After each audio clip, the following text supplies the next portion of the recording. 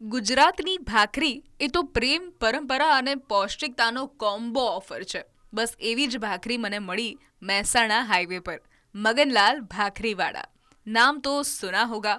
હું મસ્ત રોમેન્ટિક મૂડમાં મારા હસબન્ડ સાથે અમદાવાદથી પાલનપુર જઈ રહી હતી ત્યારે કકડીને ભૂખ લાગી અને મેં કહ્યું કે ચલ ને કંઈક નવું ટ્રાય કરીએ, કંઈક મસ્ત ટ્રાય કરીએ.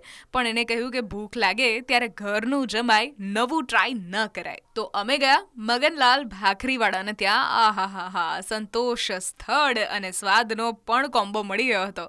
જ્યાં ભાખરી તો ફક્ત 12 રૂપિયામાં જ મળતી હતી, પણ શાકની કોઈ પણ વેરાયટી 200 રૂપિયાથી મોંઘી નથી.